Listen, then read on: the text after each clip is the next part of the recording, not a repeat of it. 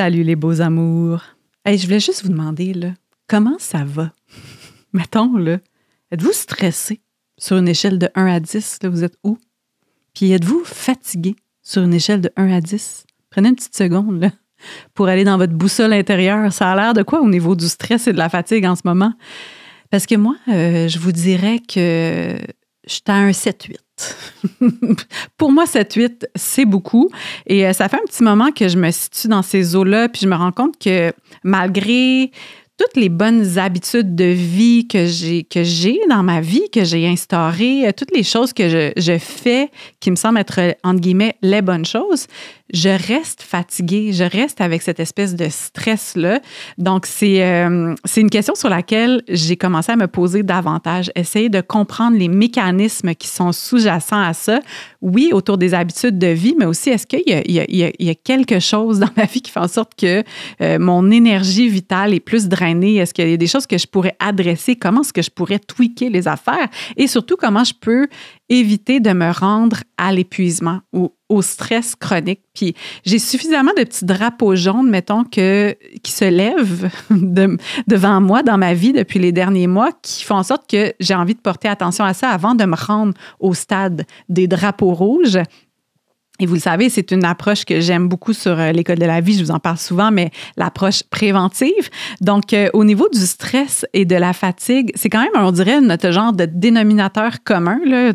On dirait que moi, je jase avec mes amis, tout le monde est un peu stressé puis fatigué, mais là, je me dis, OK, est-ce qu'on peut faire quelque chose, puis est-ce que c'est normal? Puis des fois, je me demande, est-ce que c'est moi qui suis brisée d'être constamment un peu stressée puis un peu fatiguée? Est-ce que je dois changer mon mindset puis mes affaires? Ou est-ce qu'il y a quelque chose de plus global? Est-ce que ce sont les structures, les systèmes, les attentes? Donc, est-ce que c'est un problème collectif ou c'est un problème individuel? Un doux mélange des deux. Et c'est pour ça que j'ai choisi c'est quelque chose que j'aborde en trame de fond sur plusieurs épisodes de l'École de la vie, mais là, aujourd'hui, j'avais le goût d'aller vraiment plonger là-dedans parce que j'ai des amis autour de moi aussi qui ont vécu des burn-out, qui sont présentement en burn-out. J'ai déjà vécu un épuisement professionnel et je me suis dit, OK, si on abordait ce sujet-là de façon un peu plus frontale. Et mon invité d'aujourd'hui, je trouve que c'est la meilleure personne pour aborder ce sujet-là. C'est Ariane Citrinovich. Elle a une entreprise qui s'appelle Happy Harry, comme dans Ariane, vous auriez bien compris. Ariane, elle est thérapeute et coach certifiée en santé intégrative. Elle est aussi allée suivre une formation en naturothérapie. Donc, elle a toutes sortes d'approches en nutrition et tout ça. Donc, elle a vraiment une approche qui est intégrative, qui est holistique et qui est axée sur des actions concrètes qu'on peut poser dans notre vie, qui ne sont pas juste des espèces de recettes toutes faites magiques, genre fais du petit breathwork le matin, puis prends ton jus vert et hop, la vie, ça va continuer. Et vraiment, dans nos vies, comment est-ce qu'on peut se rapprocher d'un équilibre de façon qui est un peu plus durable? Donc, elle offre des accompagnements sur 6 mois pour nous permettre de vraiment aller adresser toutes les sphères de notre vie puis vraiment regarder, OK, qu'est-ce que je peux mettre en place, qu'est-ce que je peux enlever pour faire en sorte de justement pas me sentir dans cette situation-là de stress perpétuel et de fatigue. Et il n'y aura pas de solution miracle dans cet épisode-là. C'est sûr que côté marketing, ça serait super bon que je vous dise qu'il y a 3 affaires que vous pouvez faire puis plus être stressé puis plus être fatigué, mais on peut réfléchir ensemble et le décortiquer puis essayer de reprendre le contrôle de notre temps puis de se sentir un petit peu plus dans quelque chose qui se rapproche d'une harmonie puis d'un équilibre. C'est l'objectif de l'épisode aujourd'hui avec Ariane. Et d'ailleurs, aujourd'hui, notre partenaire qui présente l'épisode, parce que vous savez, avoir des partenaires dans les podcasts, c'est pas juste pour vous envoyer de la publicité, c'est vraiment parce que ce sont des gens qui, grâce à leur apport financier, grâce à la visibilité qu'on leur offre sur nos podcasts, bien, ça nous permet d'offrir ce genre de contenu-là qui est précieux, qui est riche, gratuitement. Donc, c'est vraiment, vraiment important le rôle des partenaires dans le milieu du podcast. Et moi, j'ai la chance d'avoir un partenaire de rêve qui est Zora Biocosmétiques. C'est un partenaire de rêve pour moi parce que non seulement je suis cliente Zora depuis des années, mais aussi parce que c'est un partenaire qui est aligné sur les valeurs du podcast, sur mes valeurs personnelles et ce que je pense qui sont vos valeurs aussi. Donc, Zora Biocosmétiques, c'est une marque locale de Montréal qui offre des produits cosmétiques à base de produits biologiques, donc certifiés Écocert. Aussi, les ingrédients de cette ligne-là sont issus du commerce équitable. C'est une marque de clean beauty, là, qu'on pourrait dire. Et j'aime vraiment, vraiment beaucoup Zora parce que, bon, je vous ai parlé des valeurs, mais j'ai l'impression que c'est, puis en connaissant Mélissa Harvey, la fondatrice de l'entreprise, j'ai l'impression qu'on est animé par ce même désir-là de prendre soin des humains. Donc, une partie de l'argent qui est issu des ventes des produits, retourne aux coopératives de femmes d'où vient l'huile d'argan qui se retrouve dans les produits. Donc, vraiment, on a un impact. Puis, je sais que c'est quelque chose qui anime de façon sincère la fondatrice de l'entreprise, Mélissa Harvey. Donc, moi, j'aime ça, soutenir par mes choix de consommation des entreprises qui sont alignées sur mes valeurs. Donc, prendre soin des humains, prendre soin de la planète et prendre soin de notre peau. Et le produit que j'avais envie de vous faire découvrir aujourd'hui, moi, j'aime ça, faire découvrir les affaires que j'aime, puis ça tombe bien, j'aime les produits, donc je vais vous les faire découvrir. C'est le masque Révolution à base d'argent. Et ce masque-là, là, mes amis, je l'utilise depuis l'automne et je capote dessus, OK? J'en ai déjà parlé sur Instagram, mais c'est parce que moi, quand j'aime quelque chose, je veux propager la bonne nouvelle, OK? Le masque Révolution, ça veut tout en dire révolution, parce que moi, j'arrête pas de parler de la révolution de ces temps-ci, mais là, on parle de la rêve-volution. C'est le nom du produit, là, pas la révolution sociale complète. Donc, le masque Révolution, il est super hydratant et c'est fait pour les peaux un petit peu plus matures. Je rentre dans cette catégorie-là. Si vous connaissez le Canal Famille et que vous avez eu un Tamagotchi, vous rentrez aussi dans cette catégorie. Je suis désolée de vous l'apprendre. Donc, c'est un masque qui est fait pour les peaux qui sont un peu plus avancées dans l'âge, donc un petit peu de déshydratation, besoin d'un petit coup de main là, pour justement repulper. Des fois, on produit un peu moins de collagène plus on avance en âge. Mais ça, c'est fait pour les gens qui, comme moi, ont pogné un petit peu le jackpot. C'est-à-dire que aussi, en plus de vieillir, j'ai parfois des boutons qui émergent à cause de mon cycle hormonal et plein d'autres facteurs. Donc, j'ai le mix des fois j'ai des boutons et j'ai une peau qui est en train de vieillir. Moi, je pensais que ça allait être fini après l'adolescence, mais non, ça m'accompagnera toute ma vie. Donc, ce masque-là, là, c'est vraiment... J'allais dire go-to, là, mais c'est vraiment ce vers quoi je tends ma main. Je me le fais au moins une fois par semaine parce qu'il est à la fois super apaisant. Puis quand j'ai justement des rougeurs, de l'inflammation due aux boutons, ça va vraiment m'aider à cicatriser, à réduire l'apparence des boutons. Puis qu'est-ce qui fait ça? Bien, c'est l'argent pur qui est dans ce masque-là. L'argent, je ne sais pas si vous savez, mais ça a des propriétés antimicrobiennes vraiment, vraiment puissantes. Donc, ça fait en sorte que les petites bactéries là, qui ont causé de l'inflammation, ça se calme dans notre visage. Et là, parallèlement à ça, il y a tous les ingrédients qui sont super hydratants, notamment l'huile d'argan. Donc, en plus, nos boutons s'assèchent. Et là, le reste de notre visage est repulpé. C'est comme une double action. C'est juste parfait. Moi, j'adore ce masque-là. Et si vous avez envie de l'essayer ou de compléter votre routine avec d'autres produits Zora en soutenant une entreprise locale canadienne de Montréal avec une fille qui vient du Lac-Saint-Jean, eh bien, on a un petit code promo pour vous, les amis. C'est Vanessa25 pour obtenir 25 % de rabais. Ça, là, ça veut dire que le quart du prix s'en va. Je suis vraiment forte en mathématiques. Donc, 25 % de rabais sur les produits Zora. Vous pouvez passer une commande en ligne sur le site de zora.ca. Donc, 25 % de rabais pour une commande de 125 $ et plus. Que voulez-vous de plus? Je sais pas ce qu'on veut de plus. On veut la révolution. En tout cas, bon épisode.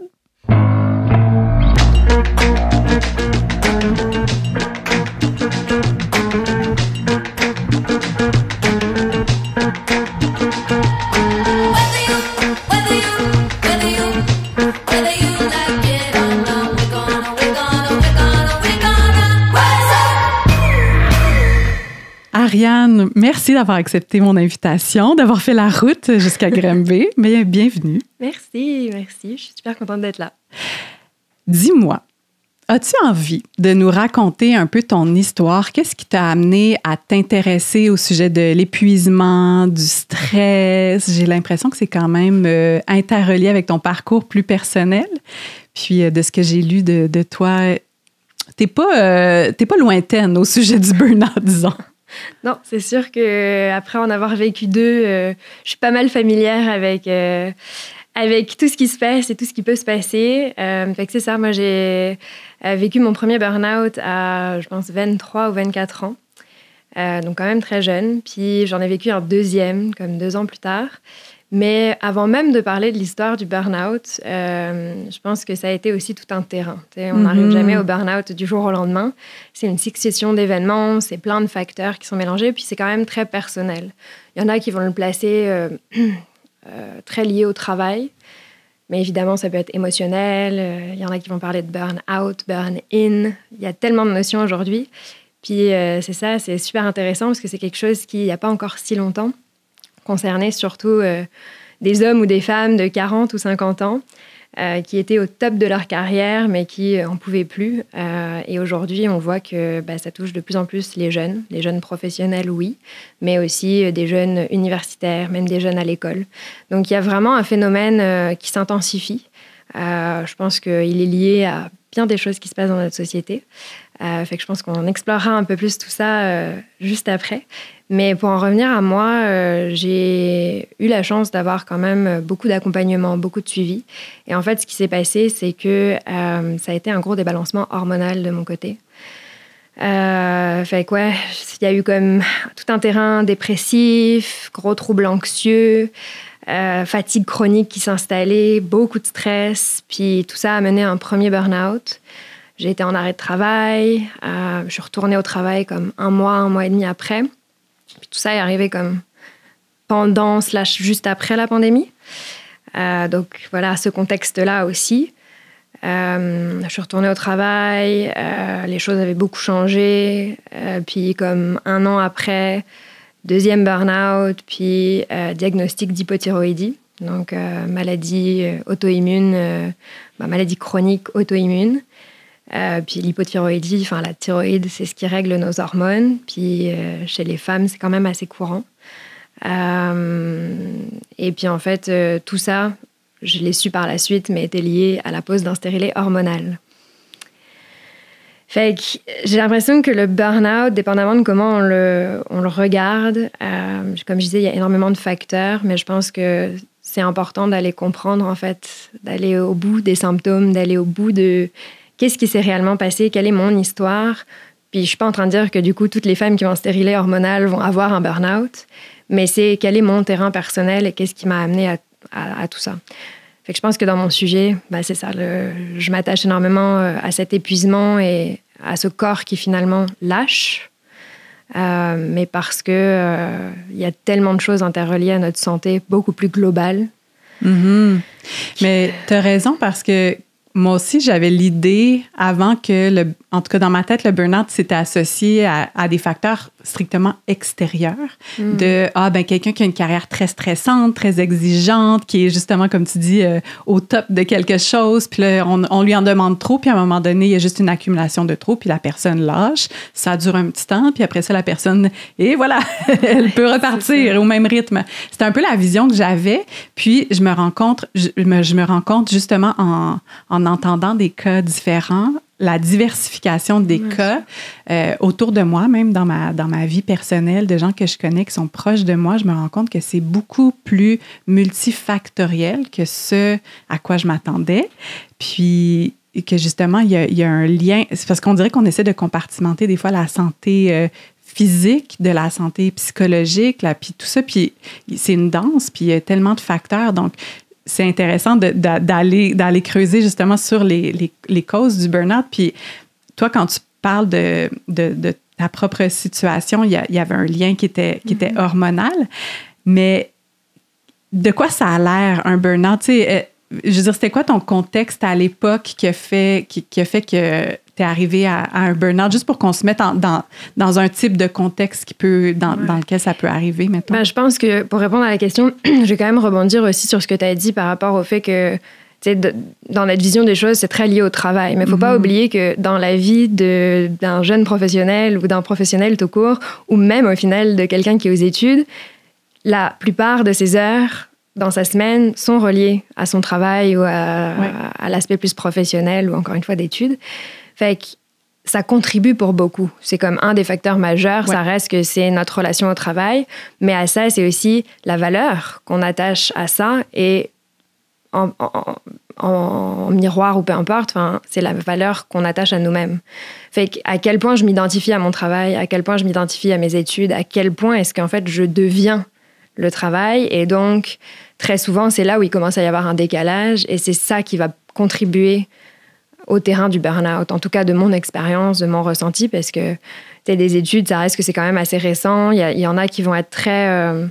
il y a des chercheurs qui ont fait des travaux exceptionnels, mais qui vont avoir un œil très spécifique sur un des points du burn-out, qui donc vont vraiment regarder juste ce qui s'est passé sur la sphère au travail, ou juste sur la sphère émotionnelle de la personne, ou juste sur son terrain, avec vraiment un angle d'attaque. Et c'est là où ce que tu as dit, c'est tellement multifactoriel. Et moi, je reviens vraiment à ce côté de prendre la santé dans son ensemble. C'est ce qu'on appelle la santé intégrative, la santé holistique. Elle a plein de noms. Mais c'est un peu ce côté de comprendre l'aspect émotionnel, psychologique, mental, mais aussi physique et même une dimension spirituelle dans la relation. Moi faisant partie d'un tout plus grand. Fait que, appelez-le après comme on veut, mais c'est ça aussi. C'est cette dynamique. Fait que... Pour en revenir à moi et le contexte, contexte, c'était une jeune Ariane qui savait pas encore trop qui elle était dans la sphère du travail, qui s'identifiait énormément à son travail, qui avait fait des études en administration et marketing et qui avait une mentalité quand même très carriériste de « OK, j'ai fait des grandes études, maintenant, il faut que je le mette en application. Puis, c'est un milieu professionnel, c'est nouveau, il se passe plein de choses. » Puis, on gravit les échelons au fur et à mesure. On arrive dans une situation où tout se casse la figure un peu du jour au lendemain. Je parle de la pandémie. Donc, perte de travail, perte de repères. Tout le monde est mis un peu en stand-by. On ne sait pas trop ce qui se passe. Et il y avait déjà des choses qui s'étaient accumulées auparavant, évidemment. Mais ça a été comme un gros déclencheur. Il y avait aussi la notion du salaire. On parle de s'identifier en termes de valeur. Mais quand on est jeune, salaire égale valeur. Donc, oui, il y a tous les autres avantages. Oui, il y a le bien-être au travail. Oui, il y a les relations avec les collègues, etc. Mais si tu te bats pour quelque chose, puis qu'en fait, on te dit non, et que tu as l'impression que c'est pas justifié, ça fait mal, puis là, tu te sens blessé, il y a un travail à faire. Fait qu'il y a eu ce décalage-là aussi qui s'est créé. Après, il y avait aussi beaucoup de choses sur la sphère personnelle. Je suis quelqu'un de très sensible. Puis c'était une époque où, même en termes relationnels, c'était plus compliqué. J'ai perdu mon père comme 2 ans auparavant. Il y avait encore des choses à démêler dans tout ça. Donc, il y avait tout un terrain. Il y a une situation qui a été comme la chose qui a fait déborder le vase un petit peu. Et puis après, il y a tout ce qui s'est passé derrière. Et on parle souvent de système de support qui n'était pas forcément là. Je suis quand même expatriée. Ça fait quasiment 12 ans que je suis au Québec, mais donc ma famille n'est pas ici. Donc, c'est ça. On reste humain. On a besoin de relations. Et je les avais pas nécessairement. On était en plus de ça isolés. Fait que, bref, ça c'était un peu, je te dirais, le départ. Puis à ce moment-là, c'est aussi au moment où j'ai commencé à avoir des symptômes dépressifs. Avant que je sois en burn-out, il y avait comme cette espèce de lourdeur, de dépression, de je me reconnaissais pas trop, etc. Puis ça, c'était même avant la pandémie. Mais à aucun moment, j'avais fait des liens avec mon stérilet ou un débalancement hormonal. Puis maintenant, c'est facile de voir avec le recul, mais j'avais aussi le syndrome prémenstruel, c'était complètement déréglé. C'était de pire en pire. C'est aussi ça qui m'a causé des problèmes dans certaines relations amoureuses. Mais c'est difficile de savoir. Tu es jeune, tu vis tout ça en même temps, puis tu es comme, OK, qu'est-ce qui se passe? Des fois, c'est dur aussi de créer le lien entre 100%. Toutes sortes d'éléments qui sont disparates ou qui ont l'air de juste être anecdotiques. Puis on ne nous apprend pas à le faire. On nous apprend à aller chez un spécialiste pour parler d'une chose. Et pour moi, c'est aujourd'hui ça le problème. Puis je pense qu'on l'abordera après, mais c'est aussi pour ça que j'ai créé la pratique, mon approche de dire, il y a besoin d'un accompagnement global pour vraiment faire comme le topo et le cheminement de tout ce qui s'est passé pour comprendre, en fait. Parce que sinon, tu continues à traiter des symptômes, tu continues à focusser sur une chose, mais sans relier le reste. Fait que t'as jamais, en fait, le big picture ou la peinture finale. T'as toujours des bouts. Puis, j'ai l'impression, en tout cas, des histoires que j'entends autour de moi, puis je ne sais pas si c'est validé par les statistiques, mais j'ai l'impression que souvent un burn-out ne vient pas seul. Là, il y a souvent des spéciaux 2 pour 1, ils sont en solde. Ouais. Mais que souvent, ça va réarriver parce que, je ne sais pas, est-ce que c'est parce qu'on va aller justement mettre notre attention sur les symptômes, puis on va pallier à tout ça, on va aller adresser peut-être un morceau. Du grand schéma de tout ça. Est-ce que c'est quelque chose que tu as remarqué aussi avec les gens avec qui tu travailles? Mais toutes les personnes avec qui je travaille, déjà, très souvent, elles viennent consulter lors de leur deuxième burn-out, parce que le premier, elles s'en rendent compte seulement après de dire « Ah oui, je pense qu'en fait, j'en avais fait un avant ». Fait qu'il y a tout ce temps aussi d'intégration et de prise de conscience. La façon dont moi je le vois, c'est pas un deuxième burn-out en fait que j'ai fait. C'est que oui, il y a eu comme 1 an de séparation entre les deux, même un peu plus d'ailleurs, mais c'était la suite. C'est qu'en fait, j'ai pas soigné ou j'ai pas guéri ce qui s'était passé avant. Donc mon corps, il a jamais récupéré. Tu sais, en 1 mois, quand t'as un shutdown complet, puis là on parle, c'était surtout le deuxième là, c'était suite à un massage. Je suis allée faire un massage Lomi nu, incroyable. Je recommande à tout le monde de faire ça, surtout dans un studio qui s'appelle Atma, parce que j'en ai fait d'autres qui n'étaient pas aussi bien, mais bref. Et en fait, c'est un massage très énergétique. Ça fait beaucoup circuler ce que tu as à l'intérieur de toi. Donc, j'étais à ce moment-là pas du tout dans les énergies en soi. On m'en parlait, puis c'était bien correct. Moi, je suis quand même dans un background très terre-à-terre. J'ai fait des études en admin. Je suis directrice marketing quand même dans ma vie de tous les jours. Puis voilà, tout ce qui était spirituel, mettre des mots, même le mot holistique, dis-toi, c'était comme « Oula, de quoi on me parle ?» Ça, c'est quand même très drôle. Mais ouais, j'ai fait ce massage-là et en fait, je savais pas du tout à quoi m'attendre. Et je suis rentrée chez moi, je ne pouvais plus me lever. Wow. Okay. Donc, heureusement que c'était à côté de chez moi. Pendant 10 jours, j'ai dormi plus de 14 heures par jour. Genre, c'était shutdown. Je pouvais plus me nourrir, je pouvais plus tenir debout. J'ai un chien, je ne pouvais plus sortir. C'était fini. Puis c'est là où j'ai dit, OK, il y a autre chose. Donc ça, c'était ma rechute. Mais je pense qu'en fait, c'est ça, c'est que suite à un burn-out, ton corps te parle. Puis généralement, on l'écoute pas parce qu'on n'est pas habitué à l'écouter. Mais il te dit, là, c'est fini. Et tu as un arrêt de travail parce que c'est ce qui t'est donné. Donc, OK, tu prends 1 mois, peut-être 2, parfois plus pour toi. Tu te reposes. Est-ce que tu entreprends un travail sur toi? Parfois, oui. Moi, dans mon cas, c'était plus, j'ai écrit des choses. Puis, tu sais, il y avait vraiment j'avais plus le goût de rien. Moi, je suis quand même quelqu'un qui aime la vie, qui va toujours trouver une manière de continuer, d'avancer, de se dire, OK, mais ce qui se passe là, c'est horrible, mais je suis capable de le surmonter, puis j'ai envie. Enfin, voilà, j'ai toujours eu ça. Mais là, je ne trouvais plus rien qui me faisait du bien. Toutes les choses que j'aimais, elles n'avaient plus aucun goût. Toutes les personnes avec qui, avant, j'aimais passer du temps, c'était fade. Tout était comme lissé, triste. Il y avait vraiment ce côté lourd, une lourdeur. Peu importe ce que tu faisais, t'étouffes, tu te noies complètement. Et donc oui, premier burn-out, je m'arrête. Mais en fait, ça a continué à se dégrader puisque j'ai jamais réellement adressé qu'est-ce qui s'était passé ou j'ai continué à me remettre dans un rythme de travail, à m'oublier, à pas avoir d'espace pour moi, etc. On dirait que du moment où ça va un peu mieux, on se dit c'est reparti. Puis je pense que le gros problème, c'est que les gens cherchent. Enfin, j'ai pas envie de dire, je vais pas parler pour les gens, je vais parler pour moi, mais moi, en tout cas, j'ai vraiment. Je n'avais qu'une envie, c'était retourner à qui j'étais avant.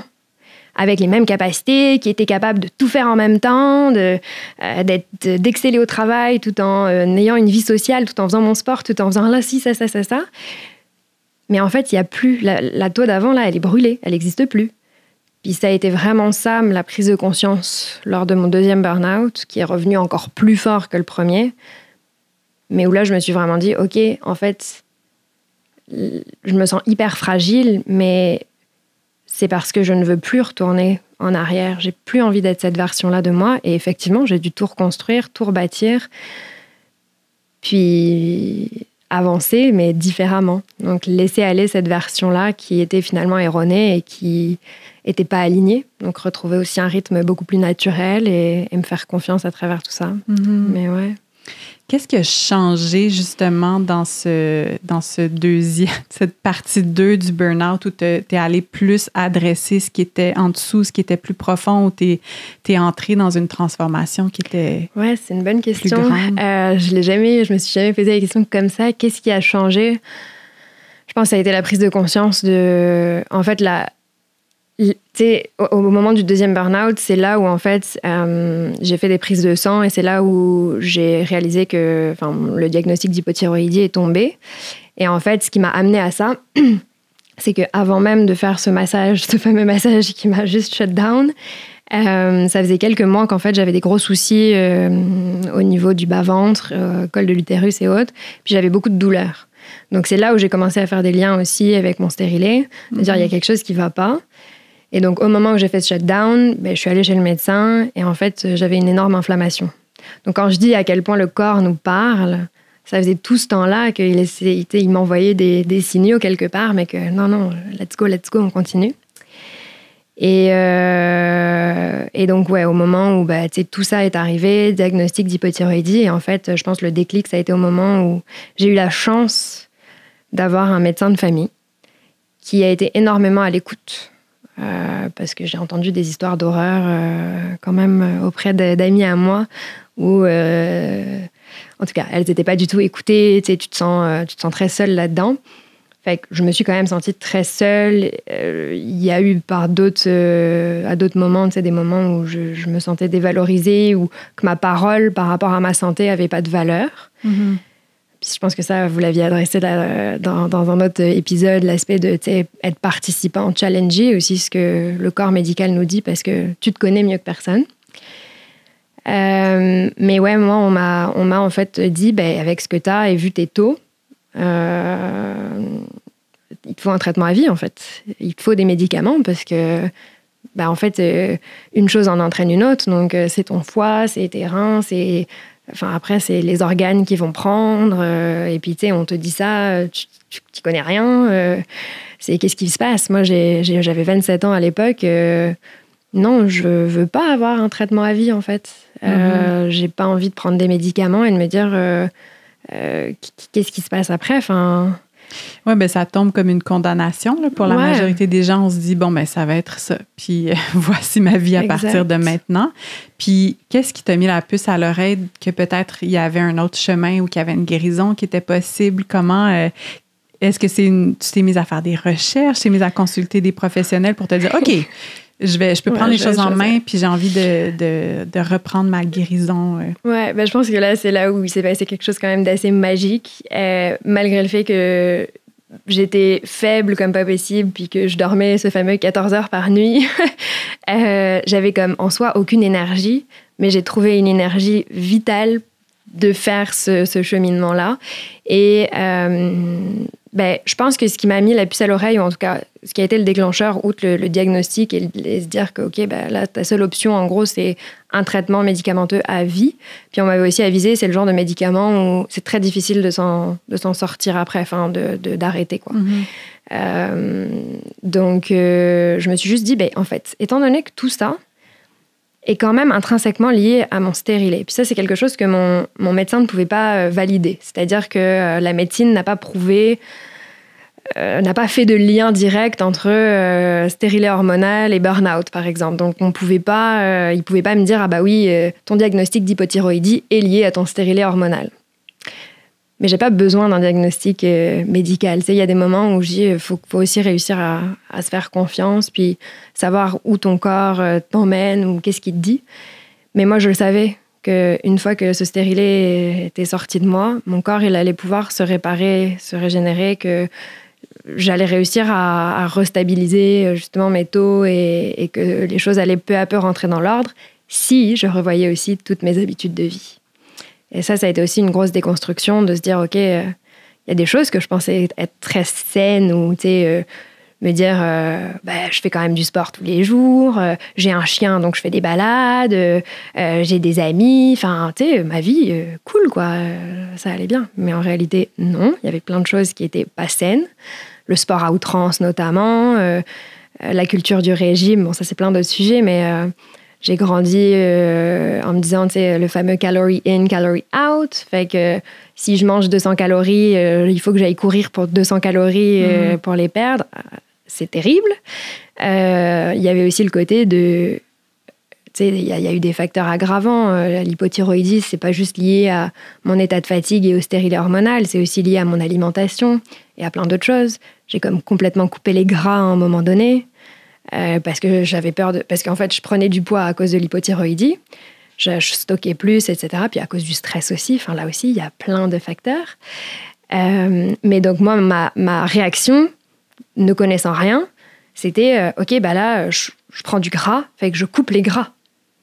Donc, j'ai juste comme arrêté l'huile, arrêté le beurre, arrêté les avocats, tout ce qui avait le plus de gras possible. Sauf qu'en fait, on est des femmes, on a besoin, notre système hormonal a besoin de protéines et de gras en tout cas, plein d'autres choses. Mais voilà, je pense qu'en fait, on manque de connaissances, beaucoup, beaucoup. Ouais, ben des fois, on fait juste prendre certains faits qui nous agacent, là, ce qu'on a envie d'adresser, qui est plus dans l'immédiat. Là, des fois, c'est lié à l'image corporelle, mais bon, des fois, c'est des symptômes physiques ou peu importe. Puis, on fait juste adresser ces choses-là de façon séparée. Puis finalement, en pensant bien faire, on se nuit. Ouais. Mais c'est qu'il n'y a personne pour nous accompagner d'un point de vue qui est plus global, qui a des pas de recul, qui est capable de regarder tout ce qu'on fait, puis tracer des liens entre nos habitudes. Puis je pense que c'est quelque chose qui manque beaucoup, puis on l'a adressé dans d'autres épisodes du podcast, mais je trouve ça intéressant de le regarder aussi appliqué sur un cas justement d'épuisement, puis de comment est-ce que justement par des petites habitudes qui ont l'air belles sur papier, puis des fois, on regarde des trucs sur les médias sociaux, et hop, un petit conseil par-ci, un autre petit conseil par-là, puis on se dit, parfait, je vais m'acheter de la spiruline, puis je vais faire ça, puis je vais arrêter ici. Puis finalement, on pose plein d'actions, mais qui n'ont pas nécessairement de sens entre elles. Exact. Puis c'est ça aussi, des fois, je pense que on est tellement habitué de se débrouiller par soi-même, puis aussi parfois l'expérience médicale peut être invalidante, comme tu l'as vécu. Donc on se dit, bon, mais je vais aller tracer mon chemin par moi-même, puis je vais aller me débrouiller, mais finalement, ça non plus, c'est pas nécessairement la meilleure des options. La meilleure option, mais tu sais, je pense que dans ce que tout à l'heure dans ta question, il y avait aussi l'aspect qu'est-ce qui m'a aidé, ou c'était quoi justement le type d'accompagnement et autres. Je vais pouvoir l'aborder parce qu'il y a eu tellement de choses. Il n'y a pas juste eu le médecin de famille ou autre. Là, il y a eu une mise en place de tout un système et de beaucoup de personnes et de professionnels qui ont été impliqués. Mais par rapport justement aux habitudes de vie, c'est de se dire, déjà, c'est très difficile parce qu'on est dans un système où il y a plein de tendances. C'est clairement sur les réseaux sociaux, puis il y a beaucoup de choses qui focalisent justement sur le physique versus le mental et qu'est-ce que ça te fait de faire ça, peu importe ce que c'est. Est-ce que ça te fait te sentir bien ou est-ce que tu le fais juste pour guérir une partie physique de toi, pour perdre du ventre, avoir des abdos, avoir le bikini body, ce genre de choses. Je trouve surtout chez les femmes, c'est très difficile. Mais déjà, se poser la question, comment je me sens? Comment ça me fait me sentir? Comment ça me fait me faire sentir? Ouf, c'était difficile à dire. Puis il y a aussi le côté, en termes d'habitude de vie, en termes de solutions, déjà, il n'y en a pas une de solution miracle. Quelque chose qui va très bien marcher pour une personne ne va pas marcher pour une autre personne. Puis, il y a tellement un brouhaha d'informations. Je pense que ce qu'il faut retenir, c'est il y a tellement d'outils. Il y en a tellement. Et il y en a tellement qui sont gratuits, disponibles en tout temps, en tout lieu. Il n'y a pas besoin de dépenser des 1000 et des 100. C'est vraiment juste de, encore une fois, revenir à soi, se connaître et se dire, OK, qu'est-ce qui résonne en moi? Puis là-dedans, c'est aussi l'impermanence des choses. De dire quelque chose qui fonctionne super bien pour moi pendant un an, peut-être que l'année d'après, OK, c'est bon, fini. Puis je passe à autre chose. C'est correct, ça marche aussi. Puis parfois, c'est même plus court, des cycles de saison. En hiver, j'ai besoin de me réveiller plus tôt qu'en été, ou l'inverse, tout simplement. Mais c'est de se dire, OK, il y a des moments, j'ai besoin d'un réveil actif, dynamique. Il y a des fois, j'ai besoin d'un réveil très doux. Peu importe ce que c'est de trouver des techniques et des outils qui résonnent. Puis oui, il y en a des centaines de milliers, des outils, mais c'est correct. Tu n'as pas besoin de tous les utiliser. Puis si tu as des amis qui ont essayé A, B, C, D et que toi, tu te sens mal parce que tu as essayé D, E, F, G, puis là, du coup, est-ce que tu peux comparer? Fais ce qui te fait du bien. Mm-hmm. Dans tout ça, j'entends comme une reprise de de pouvoir ou d'agentivité sur ta propre vie.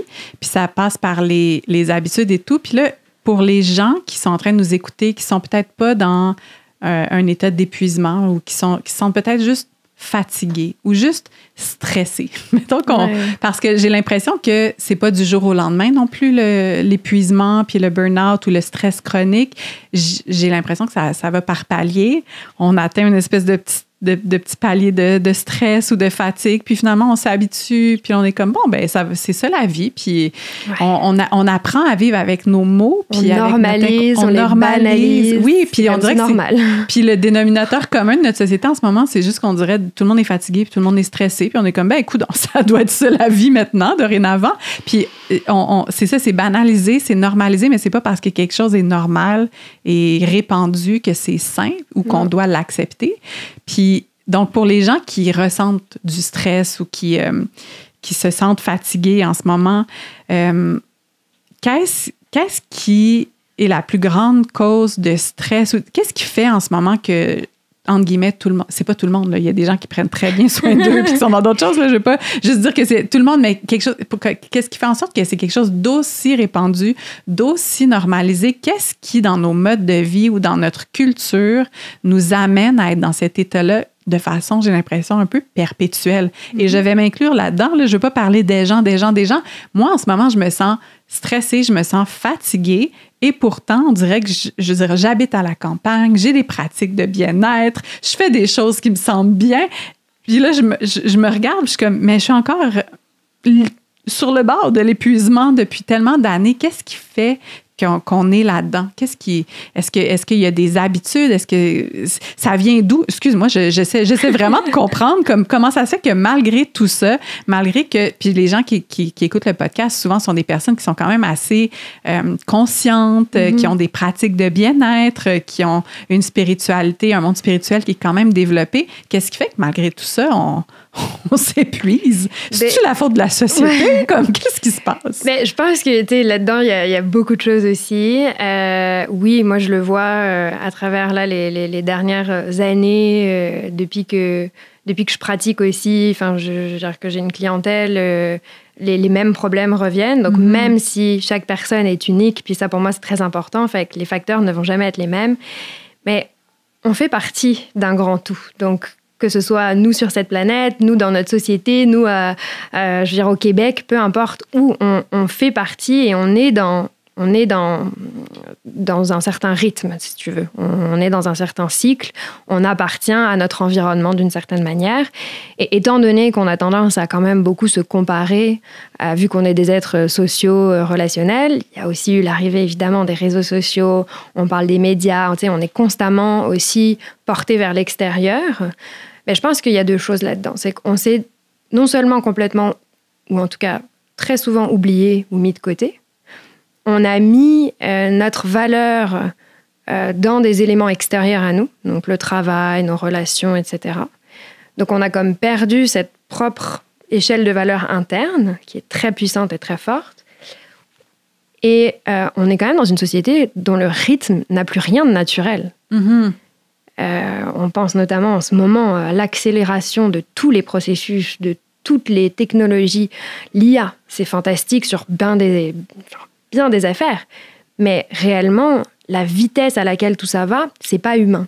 Puis, il faut savoir aussi l'épuisement, le burn-out, tout ça. Le terme médical, ou un des termes en tout cas, c'est un trouble d'adaptation. Okay? Moi, j'ai été arrêtée pour trouble d'adaptation. Que mon médecin m'a clairement dit, c'est le burn-out, quoi. Et quand tu penses à ça, tu te dis, bah oui, mais coudonc, même si tu habites à la campagne et autres, tu t'adaptes constamment au rythme aussi quand même de ce qui se passe autour de toi, de cette société de surconsommation. On a accès à tellement de choses, il y a tellement d'options. Enfin, tu sais, c'est wow, ça n'arrête pas, quoi. Donc, c'est aussi de se dire, il y a cette notion de revenir à l'essentiel, revenir à un rythme naturel. Puis, tu sais, j'ai encore pas parlé de tout ça avant, là, mais moi, quand j'ai vraiment été dans ce chemin de guérison, mais ça a été la première chose que j'ai faite. Revenir à un rythme naturel, ça voulait dire quoi? Ça voulait dire déjà apprendre à vivre en dehors du travail, recréer cet espace pour moi. Mais ça a été le focus numéro 1, c'était calmer mon système nerveux. Parce que le stress, ça voulait dire quoi? C'est la zone verte, la zone rouge. Je ne vais pas tout rappeler parce que je pense qu'il y a eu plusieurs personnes dans le podcast qui en ont parlé. Le fameux système parasympathique et sympathique, les freeze, fight or flight, donc les réponses de notre système nerveux. Mais aujourd'hui, en fait, on est bloqué dans la zone rouge, où c'est notre système sympathique qui est constamment activé. Constamment. C'est quoi les moments où tu es dans ta zone verte, en mode le fameux rest digest, où tu peux vraiment, tu sais, en fait, t'auto-nettoyer, te détoxifier, digérer, te réparer de l'intérieur, parce que c'est à ce moment-là où ton corps il est capable de faire ces fonctionnalités-là. Mais si même la nuit, ton mental, il embarque constamment parce qu'il est stressé par rapport à tes projets, par rapport à ton travail, par rapport à « Oh my God, est-ce que j'ai répondu à un tel ou une telle par rapport à tel truc qu'il m'a demandé ?» Parce qu'on gère tellement d'informations. Fait que c'est ça aussi, on n'est plus dans le monde juste réel.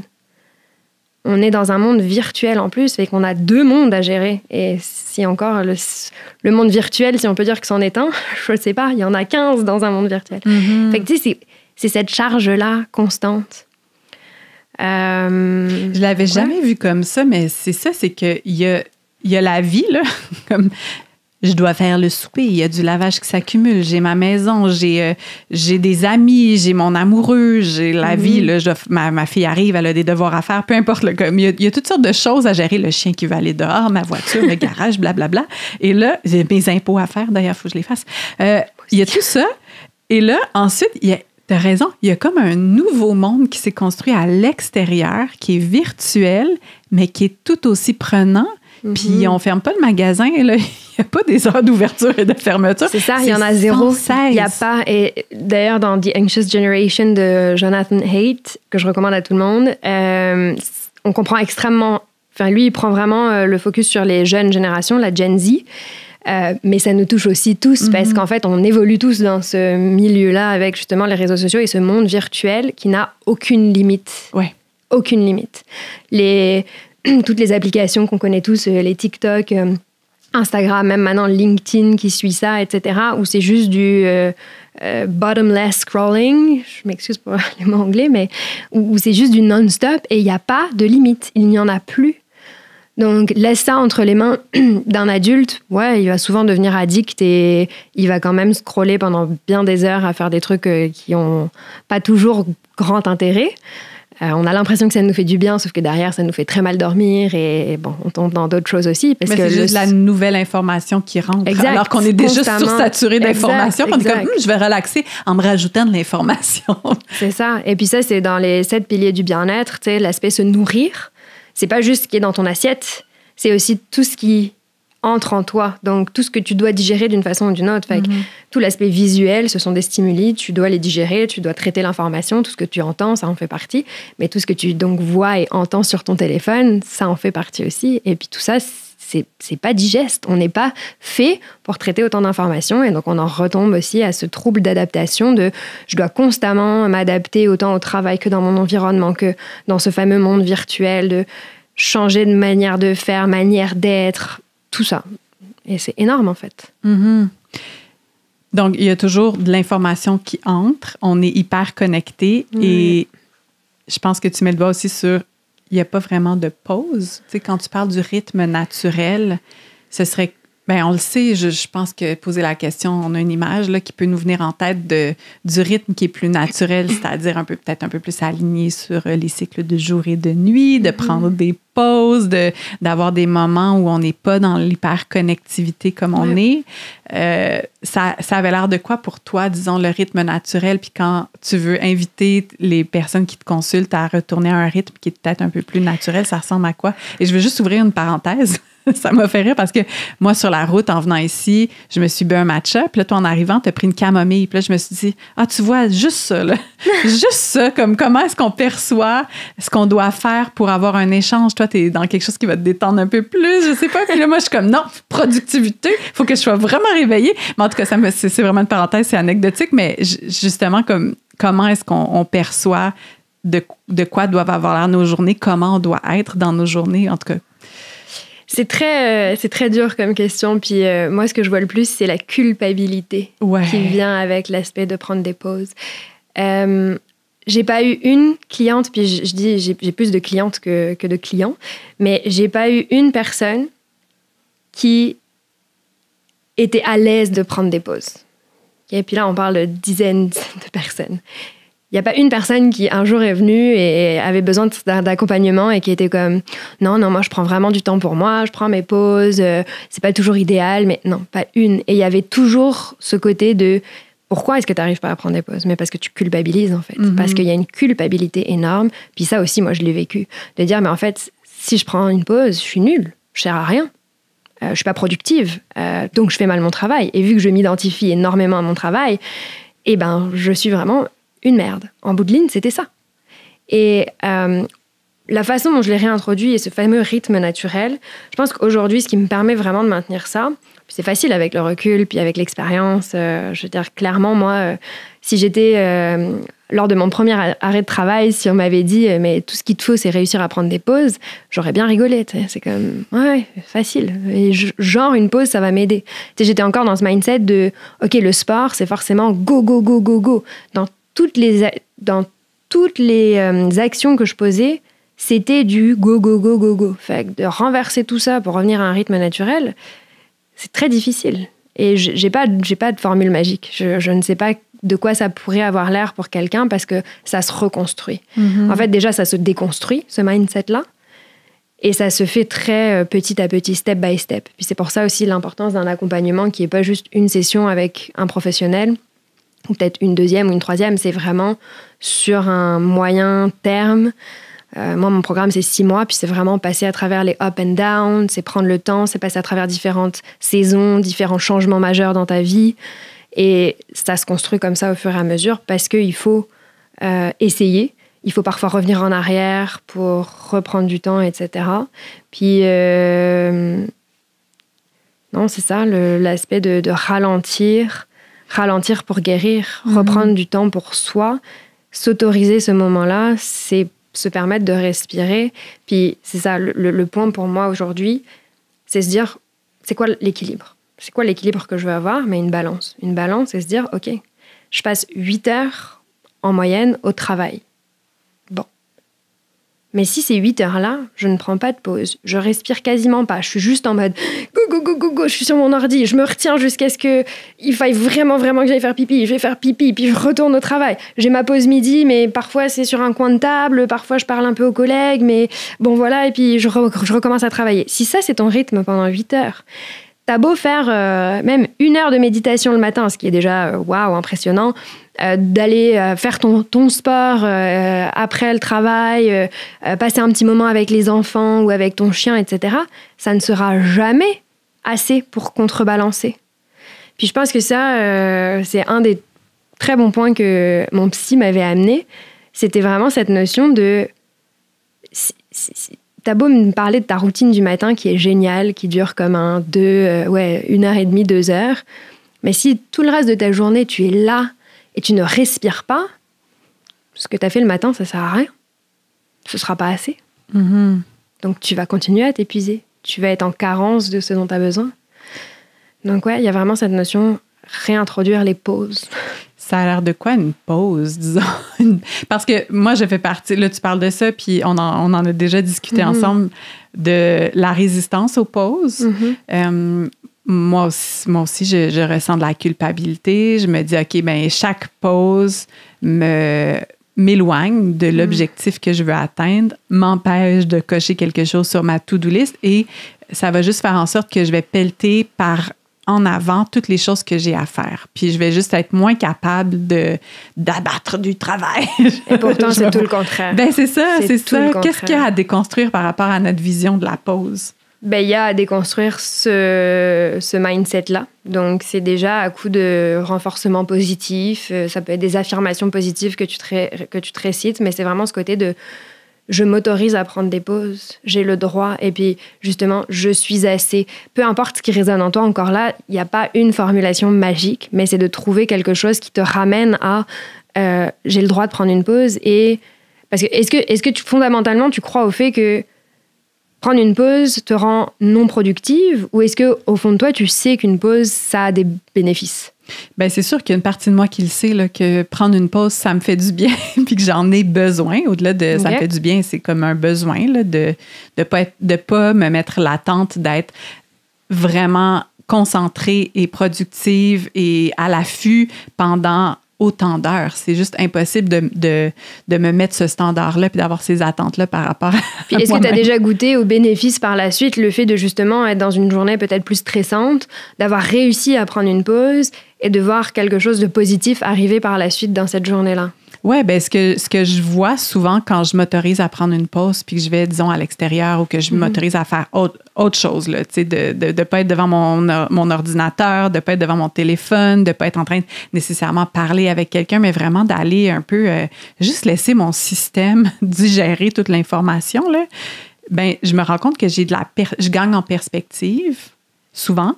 L'affaire là, sur laquelle j'étais comme je trouve pas mon idée ou c'est pas bon ou je retravaille, je bûche, je pousse.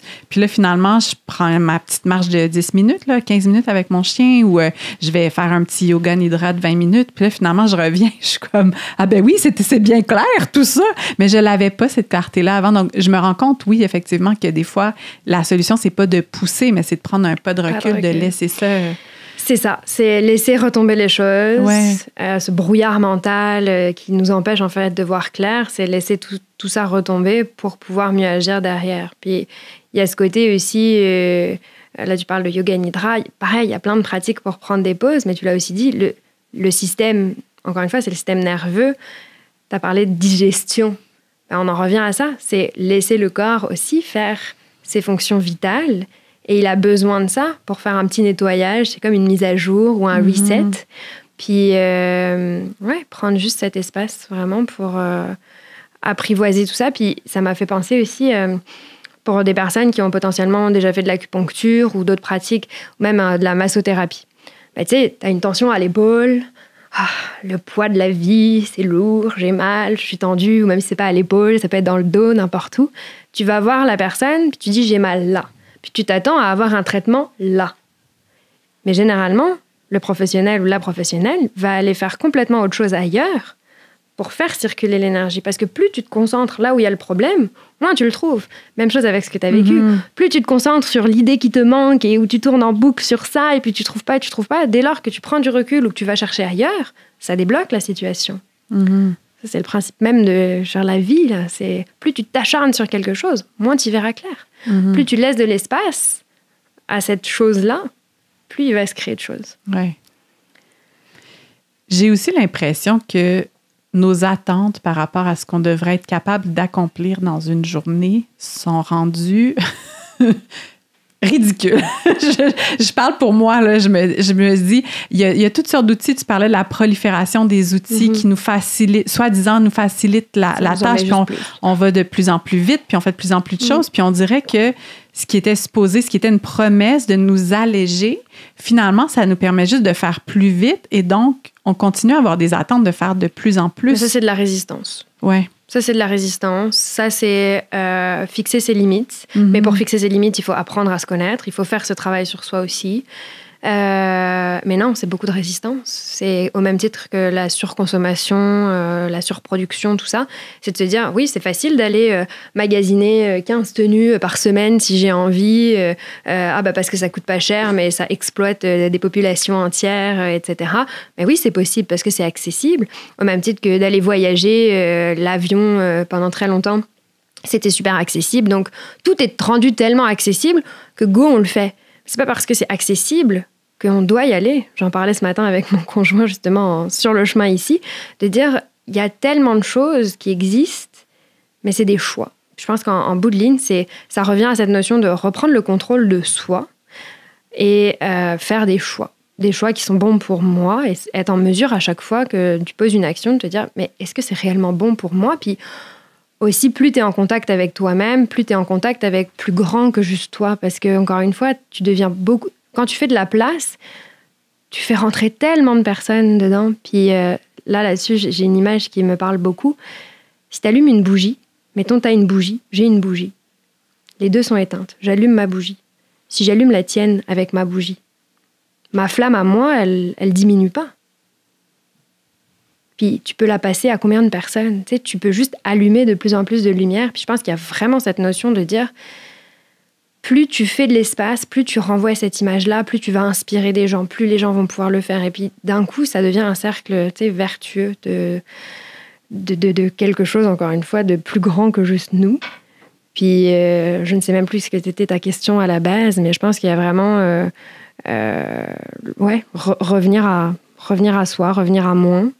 Et puis, il ne faut pas oublier que l'IA et toutes ces technologies, à la base, la personne qui les a créées, son objectif, c'était qu'on diminue de 40% au minimum notre charge de travail. Mm-hmm. C'était ça l'objectif. C'était pour libérer du temps. Ça voulait dire que c'était pour faire en sorte qu'en fait, les personnes, justement, surtout qui travaillaient en bureau, pouvaient couper leur semaine en 2, au moins. Et puis que le reste du temps, ce soit du travail beaucoup plus communautaire. Donc retourner à du travail de l'entraide, prendre soin de nos aînés, pouvoir mieux s'occuper des enfants, pouvoir s'occuper aussi de nos terres. Fait que il y avait toute cette notion-là aussi qui a amené beaucoup de guérison, au final, de se dire on sortait du 8 à 5 qui nous enlève absolument toute capacité humaine, j'ai envie de dire. Et de revenir à plus de choses qui ont du sens. Mais en fait, qui c'est qui en a profité? Les grosses corporations, notre société de consommation et le consumérisme. Oui, mais ça nous a juste dégagé du temps pour finalement faire encore plus de choses et donc peut-être potentiellement gagner plus de revenus ou accomplir davantage ou gravir les échelons. Je ne sais trop, mais c'est comme si, malgré la bonne intention, on n'a pas nécessairement adressé ce qui était en dessous, c'est-à-dire comment est-ce qu'on, justement, on place notre valeur sur le travail, sur notre place sociale dans la société, sur combien on gagne, notre revenu, les signaux sociaux de l'abondance et de la richesse. Il y a beaucoup de choses à adresser pour être capable de se défaire de ça. Puis moi, je pensais quand j'avais cette réflexion-là cette nuit, tu vois, moi aussi, dans les choses. Cette nuit, je me suis réveillée, je suis comme, j'ai des choses à rajouter sur ma to-do list. Et pas de joke, j'ai rajouté des choses sur ma to-do list. Puis j'étais comme, c'est très drôle que je m'en aille demain matin parler avec Ariane parce que je le vis là, présentement. Je suis en train de cocher des choses de ma to-do list. Mais je me suis aussi rendu compte cette nuit, j'ai pas super bien dormi, vous aurez compris. Je me suis rendu compte que j'avais quitté une certaine forme d'emploi ou de cadre de travail dans cet espoir-là d'un peu me libérer de ces dictats-là puis de me dire, parce que tu dis prendre des pauses, ralentir, mais quand il y a tes collègues autour, quand il y a plein de gens, quand il y a des standards de performance dans une entreprise. Ça, c'est des pensées construites. Ça, c'est on le pense. Mais une fois que tu sors de ça, moi, je le fais. Puis justement, ça a inspiré bien des gens sur le lieu de travail. Et pourtant, crois-moi, je suis dans un milieu très terre-à-terre. Je travaille en logistique, chaîne d'appro. Enfin, c'est vraiment des personnes qui... je leur parle de yoga ou d'aller méditer ou d'aller prendre une pause pour marcher, respirer. T'es comme, OK, mais n'empêche qu'il y en a plein qui le font. Oui, mais comment tu présentes ça, disons, dans un cadre un peu plus... comme un cadre d'emploi? Je ne l'ai pas présenté, je l'ai juste fait, au sens où on a le droit à prendre... Tu sais, on a le 15 minutes de pause le matin, 15 minutes de pause l'après-midi. À l'intérieur de ça, je veux dire, je sépare mon temps comme je veux. Si j'ai envie de me prendre 5 minutes maintenant, je le fais. Ou même si je me lève pour aller, je sais pas, me prendre un café, un thé, aller aux toilettes ou peu importe, rien ne m'empêche de m'étirer, de rajouter un peu de mouvement et autres. Puis on a une aire ouverte. C'est pas moi qui ai choisi qu'on ait une aire ouverte, mais on a une aire ouverte. Je m'isole pas pour aller faire ça. Je vais pas aller faire ma petite gym aux toilettes. Non, je décide de le faire là, ou parfois je vais dans une salle de réunion, peu importe. Puis, tu sais, ça a commencé comme ça. Je suis pas en train de faire de mal à qui que ce soit. Je suis pas en train d'enfreindre les règles. Je reste dans un cadre qui a été établi. Donc, je respecte les règles. Mais respecter les règles, ça veut pas dire m'oublier ou me faire du mal. Genre, on est devant un écran toute la journée. Je sais que j'ai besoin de quelque chose. Puis ça, je pense que c'est aussi grâce à mon expérience, à mon expérience de vie, à ce que j'ai vécu. Ma santé ne passe plus jamais en deuxième. Ma santé, c'est moi. Et ça a été aussi un apprentissage de me respecter, de m'écouter, de m'aimer. Et donc, si je sens qu'il y a quelque chose qui ne va pas bien, je suis ma priorité. Mm-hmm. Et au final, encore là, le fait de l'avoir amené... ou même pas du coup, parce que je ne l'ai pas vraiment amené, mais le fait d'avoir fait ça, c'est juste bénéfique pour tout le monde. Puis ça permet aussi à à un certain éveil, à une certaine conscience, de dire « Waouh, OK, en fait, moi aussi, je peux faire ça. » Oui, d'incarner ce petit changement-là, cet ajustement-là, ça permet aux autres de... Bien, premièrement, je sais pas, mais mettons, moi, je mange là à mon bureau, j'arrête pas de travailler, puis je vois ma collègue qui va à l'extérieur ou quelqu'un qui se lève, puis qui s'étire, puis qui s'offre un peu de mouvement, un petit 5 minutes entre deux meetings. Ben moi, ça me fait prendre conscience aussi que je le fais pas pour moi. Ouais. Puis je me rends compte que, OK, j'en ai besoin aussi, puis des fois, ça peut amener peut-être des déclenchements chez certaines personnes. Puis il y a des fois, ça apporte des déclenchements où c'est genre ridicule. Tu sais, il y en a, ils vont se dire, oula, elle est ridicule, ou tu sais, ça va être du jugement, ça va être de l'inconfort, mais parce qu'en fait, ça renvoie quelque chose en toi. Ça veut dire que si toi-même, tu es au travail et que tu vois un collègue méditer, fermer les yeux, prendre une respiration, voilà, tu vas être comme, mais qu'est-ce qu'il fait celui-là? Mais c'est parce qu'en fait, au fond de toi, si ça te fait réagir, c'est qu'il y a quelque chose qui vient te chercher et que tu sais que toi, tu manques de ça. Mm-hmm. Fait que c'est parfois aussi d'aller accepter, accueillir l'inconfort, d'aller peut-être au-delà de ça, de se dire, tout le monde est suffisamment... Même quand tu n'es pas vraiment conscient de tout ça, tout le monde sait que respirer et s'étirer, quand tu es au travail toute la journée devant ton écran, ça peut que faire du bien. Mm-hmm. Donc si tu veux empêcher les gens de faire ça, bah, tu fais partie du problème, mais donc... Si tu n'as pas envie de faire partie de ces gens-là, ouvre-toi à la possibilité de le faire, même si ça vient chercher un certain inconfort. Je pense qu'encore une fois, est-ce que pour toi, tu penses que rester devant le bureau toute ta journée, c'est mieux? Ou est-ce que c'est mieux d'aller peut-être prendre juste 5 minutes pour aller marcher, prendre l'air, t'aérer?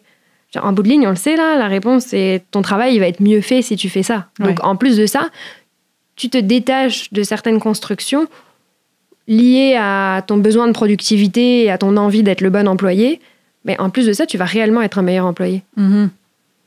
C'est ça. En plus, ça fonctionne et tu vas vraiment continuer à servir ce besoin de productivité-là.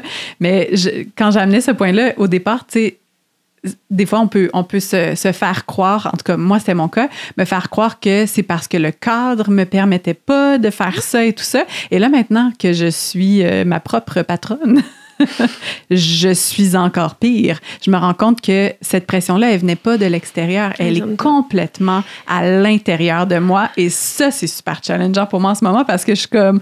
Ah, OK, là, je peux plus mettre ça sur la faute des autres. Là, c'est moi, je me regarde faire. Je regarde les standards que je me mets, la pression que je me place, l'espace que je me donne pas justement pour m'offrir des pauses. Puis là, je fais, ah, OK, c'est pas juste la société. C'est pas juste le cadre du travail. C'est pas juste mon boss. C'est pas mes collègues. Mais c'est une construction. Ça reste que c'est une construction. C'est ça. C'est ce que tu as en toi, mais c'est une construction qui est amenée quand même par les habitudes de vie qui sont liées à notre société, qui sont liées à, encore une fois, à ce tout plus grand que nous. C'est pas juste toi en tant qu'humaine qui est arrivé à ça. Non, c'est cette construction-là. Fait que je pense qu'il y a aussi cette part de, oui, il faut prendre ses responsabilités. Je pense qu'il y a une grande responsabilité à prendre. Je peux changer ça. Mais il y a aussi beaucoup de douceur à s'amener et beaucoup de bienveillance à dire, mais... Je ne suis pas non plus 100% responsable d'en être arrivée à ça aujourd'hui. Ouais, ce que je porte en ce moment. Voilà, mais ça, il faut réussir à s'en détacher, de dire, hey, il y a toute une construction qui a été faite, mais je ne me définis plus comme étant cette personne qui ne sait pas prendre de pause, je ne sais pas faire, c'est pas possible. Non, ça, aujourd'hui, j'arrête. Je dis, stop, je suis en mesure de prendre action pour changer les choses, je fais un choix, je me choisis, et j'avance comme ça. Puis tout ce qui s'est fait avant et toute cette construction, ben, je travaille à le déconstruire. Puis ça, c'est pour enfin revenir à ce que je n'avais pas abordé avant. Moi, tout ce qui m'a aidé au moment de mon deuxième burn-out pour en arriver à là où je suis aujourd'hui, ben, ça a été énormément de travail avec plein de professionnels différents. Vraiment, justement, psychologue, naturothérapeute, acupunctrice, massothérapeute, pratique somatique, énormément de yoga que je ne faisais pas vraiment avant, la méditation, le breathwork, des tas de pratiques. Tu sais, je suis vraiment allée tout chercher. J'avais la chance d'avoir des assurances, fait que je me suis dit, hey, c'est dans mes assurances, je vais tout essayer. Mais ce dont je me rendais compte, c'est qu'il y avait finalement très peu de suivi. Déjà, il n'y avait aucun suivi entre chaque pratique.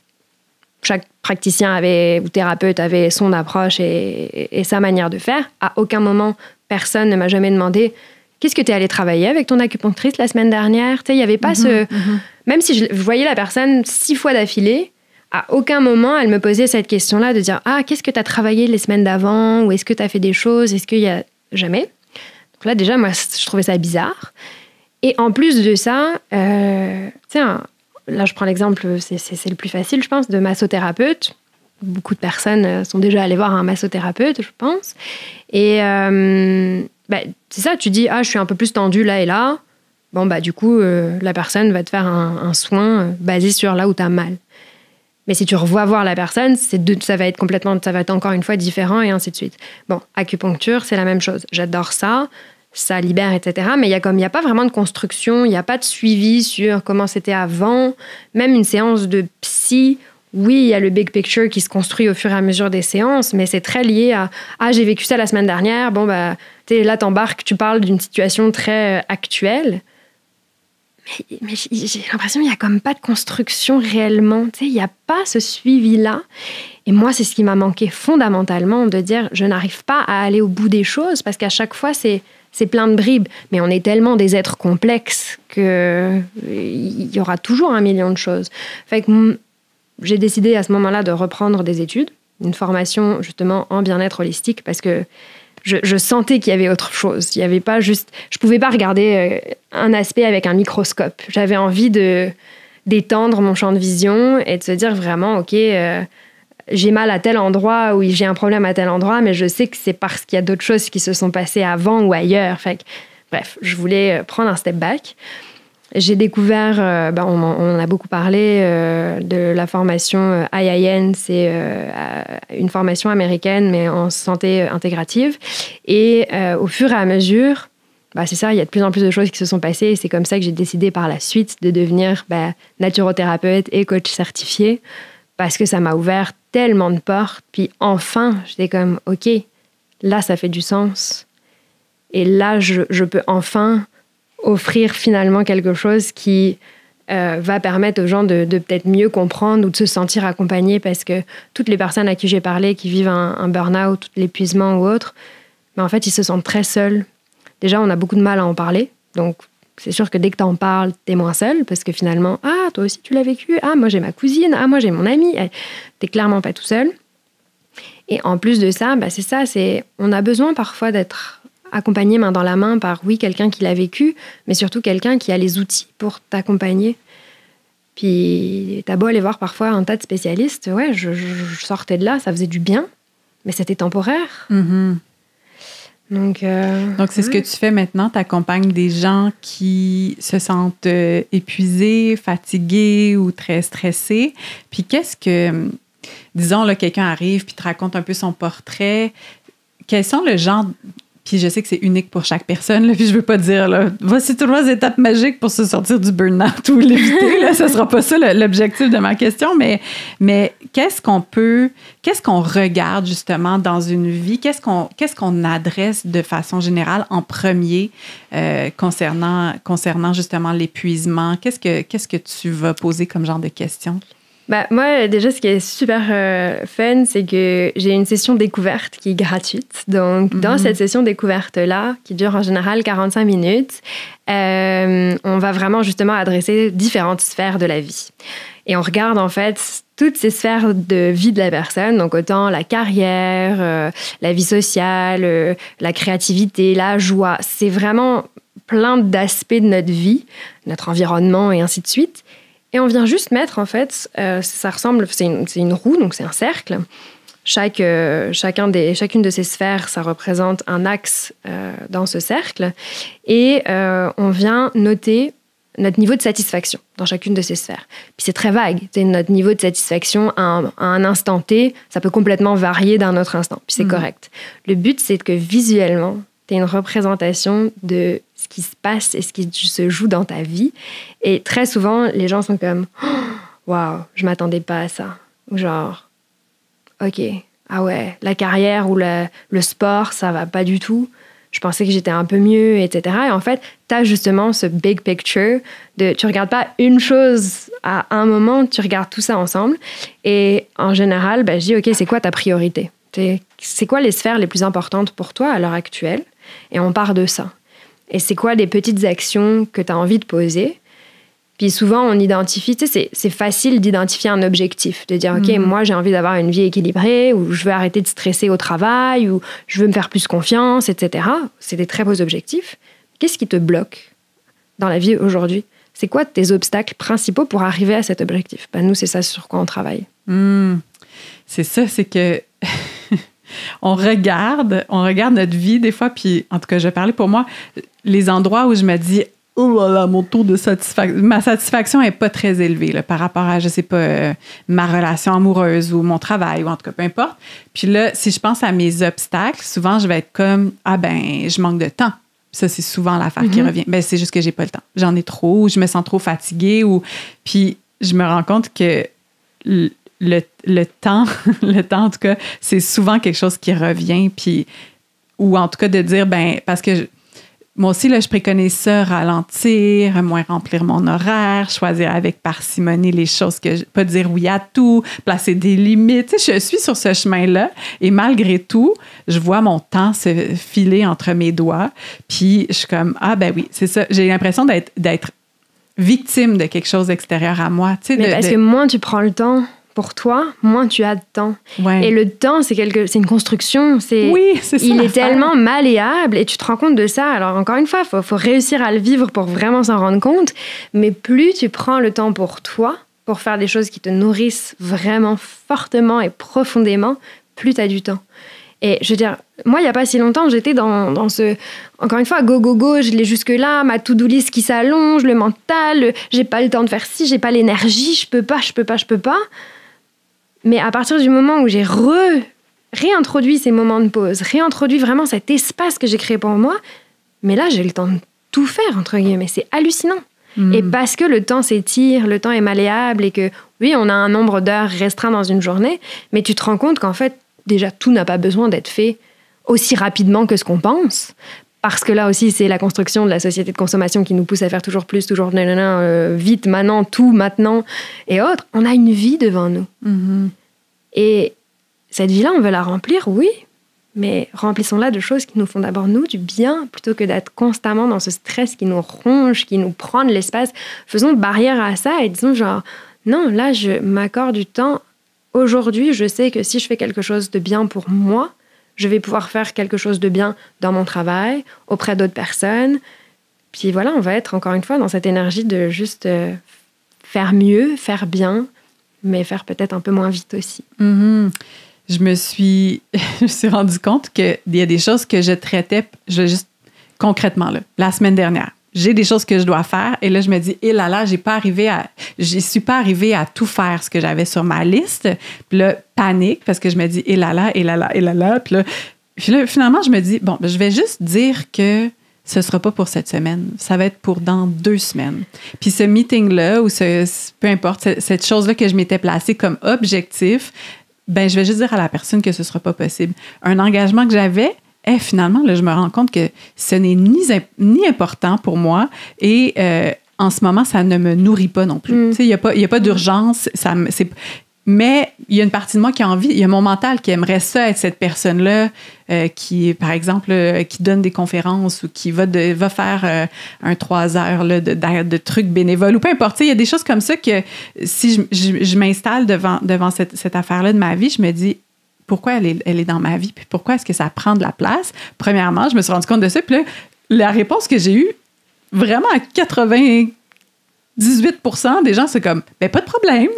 C'est ça. Là, je me dis, oui, mais ça, c'est le people pleasing. Il y a plein d'autres choses qui rentrent en sphère. Mais ça en revient encore à la majorité des personnes que j'accompagne.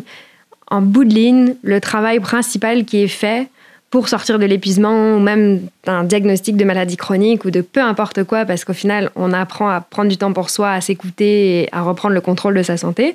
Mais ça passe par renforcer son échelle de valeur interne.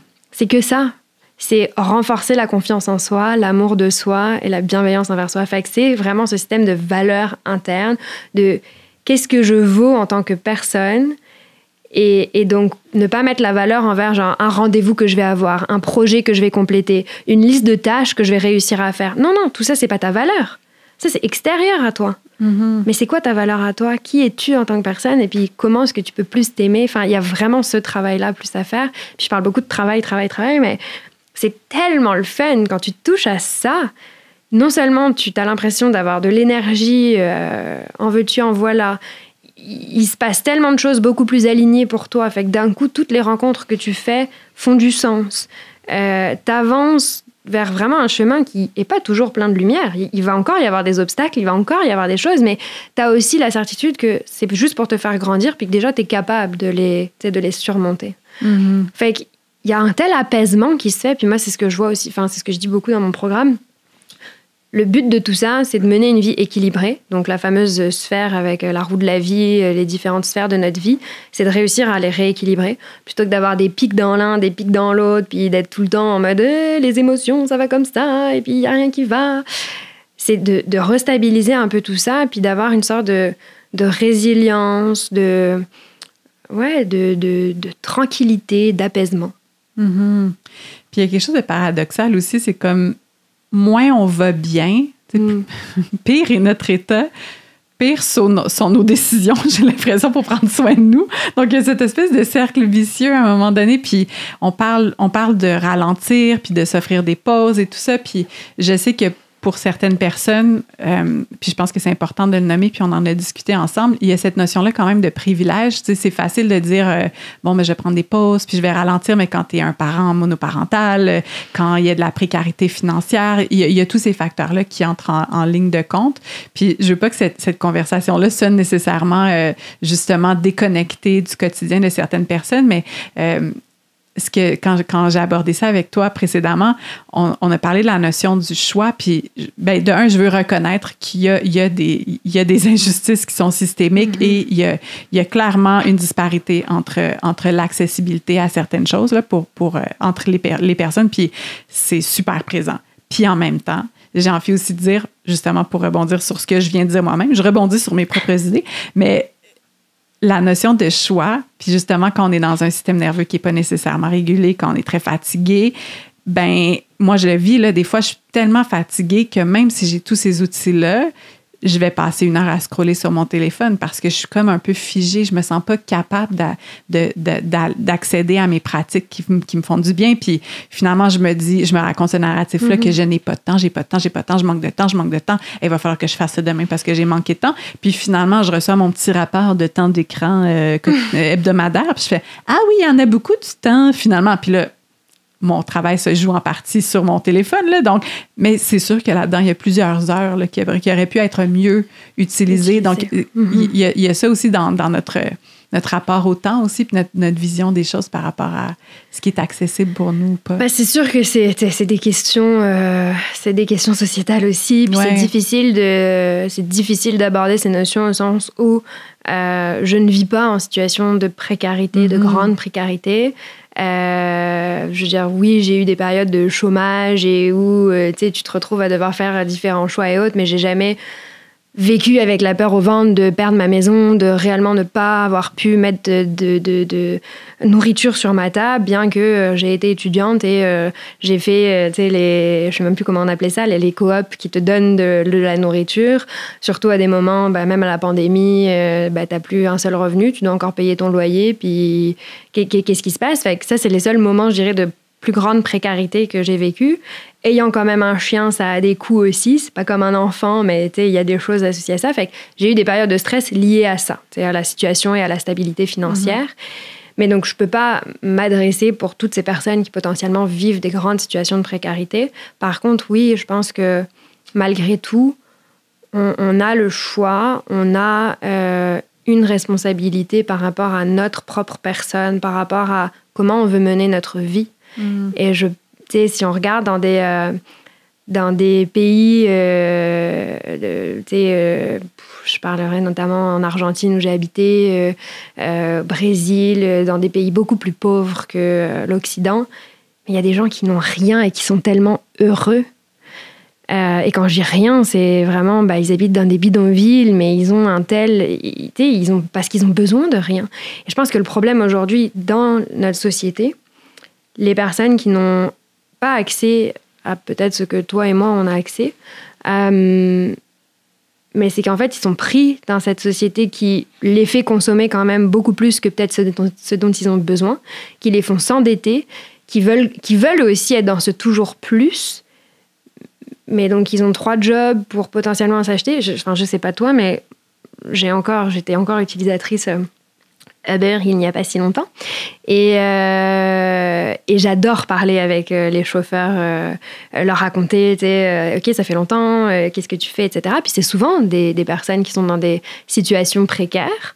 Mais il y en a, ils ont 3 jobs, puis des jobs de bureau, là, donc qui en soi font le salaire minimum, voire plus, mais prennent en plus du Uber parce qu'ils veulent s'acheter une maison à genre 600 000.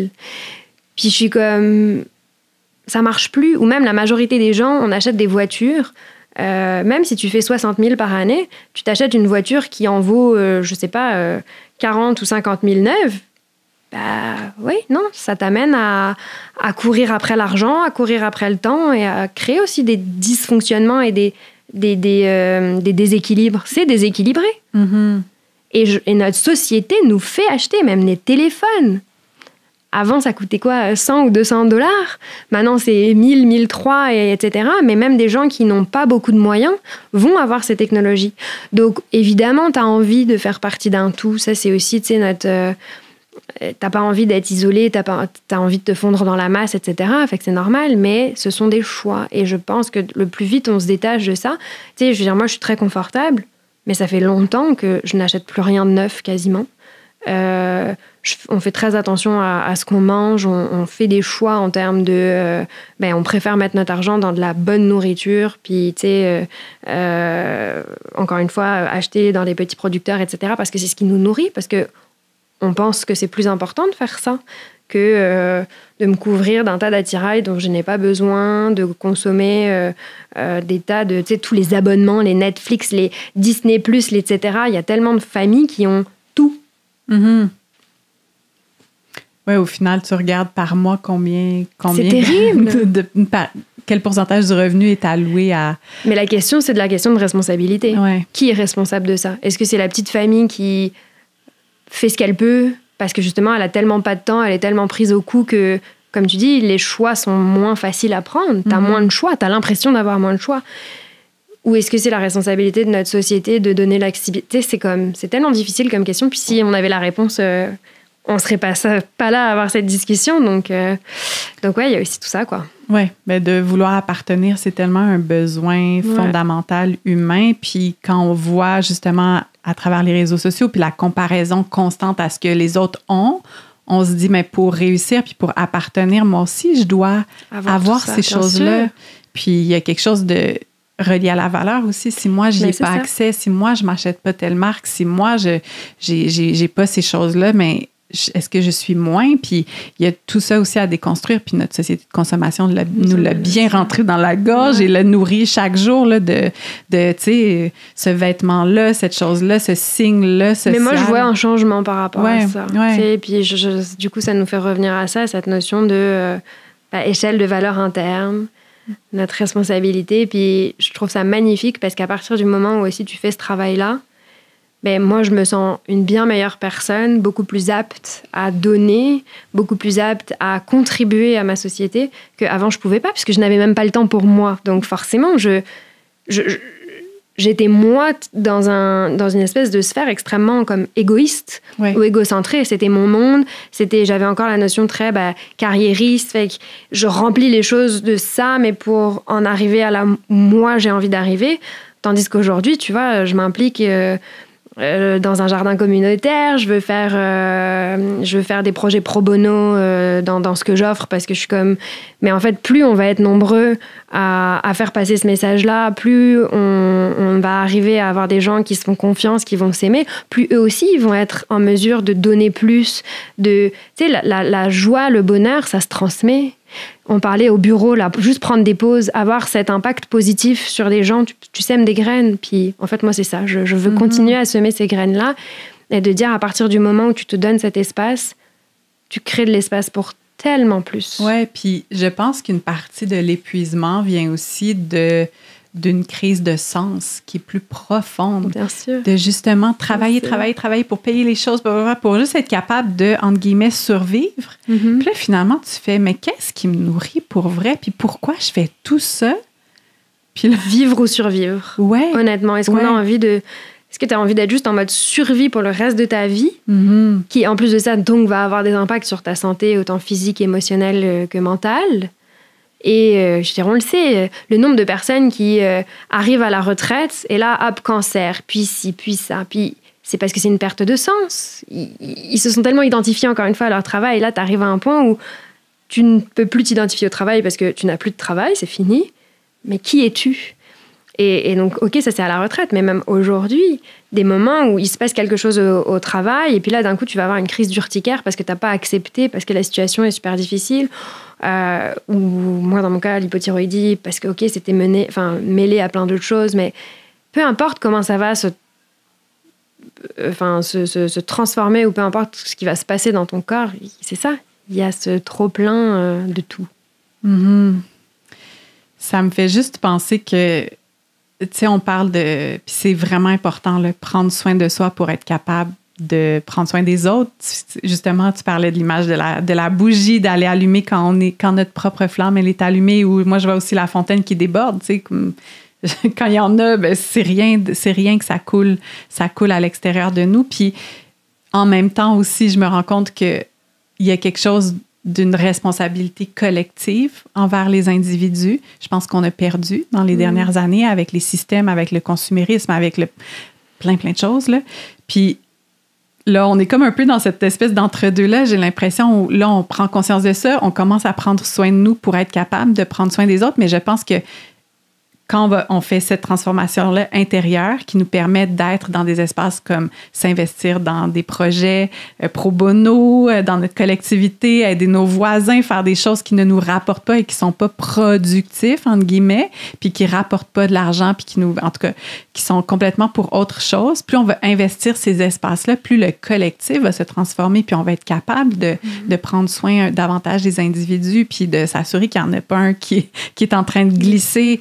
Puis je pense que c'est une espèce de danse aussi. Donc oui, là, on est en situation d'urgence. Là, si on est vide, on ne pourra pas aller faire du bénévolat dans un jardin communautaire. Ça ne sera pas possible. Donc, mais c'est d'abord revenir, encore une fois, c'est toujours revenir à soi. De toute façon, peu importe ce qui se passe, c'est réussir à revenir à soi. Puis ça, c'est pas de l'égoïsme. C'est justement cette notion de plus je vais prendre soin de moi, plus je vais pouvoir prendre soin du reste. Que ce soit mes enfants, mon couple, ou dans une plus petite sphère, mais par la suite à beaucoup plus grand. Puis je pense que c'est le pas le plus difficile, parce qu'on est tellement... C'est dur de se confronter à soi. Mm-hmm. Tu sais, c'est dur d'arriver au point où, OK, j'accepte de me faire accompagner, je le fais pour moi, mais étant donné que mon propre système de valeurs internes me dit que je mérite pas, ou que il y a mieux à faire, ou je ferais mieux de focuser sur le travail, etc., c'est difficile de se dire non, mais en fait j'en ai besoin, et d'accepter ça. Mais moi, ce que j'aime bien rappeler, c'est que par exemple, personnellement, mon accompagnement, c'est du coup le 6 mois pour vraiment offrir ce cheminement. C'est une session aux 2 semaines pour aussi laisser le temps d'intégration, donc créer cet espace-là. Mais ce 6 mois-là, qui peut paraître énorme, de dire « Oh my God, qu'est-ce que je vais faire pendant tout ce temps, puis ça va être trop, ou je ne sais quoi », c'est 0,8% du reste de ta vie pour des gens qui en sont autour de la trentaine. 0,8% du reste de ta vie. Si c'est pour investir ce 0,8% de ta vie, mais pour derrière mener une vie équilibrée, alignée, épanouie, oh my God. Moi, je me suis démenée. Ma formation, c'était 1 an, plus encore derrière des modules et des choses, plus évidemment toutes les lectures, tout ce dans quoi je suis encore embarquée aujourd'hui. Mais j'ai guéri en 8 mois. Et puis j'étais toute seule. L'accompagnement de beaucoup de professionnels, mais tu sais, j'ai cravaché, je me suis sentie extrêmement seule, ça a été super difficile, mais je l'ai fait, et je dis pas que du coup, parce que je l'ai fait, c'est possible et accessible pour tout le monde. Mais il y a quand même cette notion de... Il y a plein de chemins, il n'y en a pas un qui est meilleur qu'un autre, mais c'est possible. Dans la notion de... On a beaucoup d'outils, il y a beaucoup de choses, ça peut se faire, il faut juste croire en soi suffisamment, et je pense avoir l'envie de le faire, d'avoir ce côté de... Je sais que je suis suffisamment importante, même si je ne crois pas encore tout à fait en moi, même si j'ai encore bien des choses à régler, etc. mais je sais que je ne veux plus survivre, je veux vivre. Mm-hmm. Puis spécifions que tes maladies auto-immunes qui t'ont été diagnostiquées, là, c'est fini. C'est fini, c'est ça, t'es guérie. C'est ça, fait que je n'ai jamais pris de médicaments. Mon corps a fait sa job parce que j'ai réussi à être dans la zone verte, dans mon système parasympathique suffisamment longtemps et autres pour qu'il se restabilise aussi. Le corps, là, c'est une machine incroyable, on le sait, c'est pas nouveau. Il est bien plus fort que nous. Il faut juste lui permettre d'être dans ses fonctions vitales pour qu'il fasse son travail. Ouais. Grâce à ça, je dirais, moi, ça a été beaucoup quand même le yoga. Yoga et respiration, revenir vraiment au souffle, qui m'ont permis de guérir. Mais oui, ça a été tout un process quand même, parce que j'ai été extrêmement suivie en termes de prise de sang et autres. C'était quand même la notion de fallait pas que ça tombe sur les organes et qu'après ce soit d'autres grosses complications. Mais oui, on a très rapidement vu des effets positifs. Fait que là, j'ai juste continué. Puis c'est ça, là, les 7 piliers qui m'ont permis de guérir, c'était les fameux piliers du bien-être. Il y a différentes écoles et tout le monde le dit un peu différemment, mais c'est la même chose. C'est le fameux se reposer, respirer, se nourrir, donc autant ce qui est dans ton assiette, une alimentation anti-inflammatoire, etc., mais tout ce qui est l'information extérieure. S'hydrater, je ne sais plus si je l'ai dit, mais bon, boire évidemment. S'immerger en nature, le pouvoir de la nature en termes anti-inflammatoires aussi, c'est énorme. Anxiolytique, contre l'anxiété, contre le stress, etc., incroyable. L'alignement des valeurs, très très important, essentiel. Et le dernier, l'aspect relationnel. Donc, se connecter. On a besoin de connexion. C'est ça. On dirait qu'il faudrait... Moi, j'ai l'impression qu'il faudrait que je me fasse un petit tableau, là, que je l'ai toujours devant moi pour me rappeler est-ce que je prends soin de tous ces piliers-là, puis est-ce qu'il y en a un qui... Tu sais, ils sont gratuits, là, on les a tous. Ouais. Genre, justement, t'as pas besoin d'avoir des abonnements à foison et de dépenser des 1000 et des 100, et c'est ça aussi, mais je pense que là où on doit investir, c'est, oui, en soi, mais c'est réapprendre la base, parce qu'on a tellement de mauvais réflexes, de mauvaises habitudes. Puis moi, la première, là, mes fameuses pensées de « Ah, mais non, j'ai des habitudes saines, je fais mon sport, je fais ci, je fais ça. » Je pensais bien faire et en fait, je suis tombée malade, gravement. Fait qu'il faut juste réussir à déconstruire ça. Moi, ça m'a pris une formation, ça m'a pris plein de discussions avec plein de professionnels. J'espère avoir réussi à bien regrouper ça et c'est ce que j'offre aujourd'hui. Puis, écoute...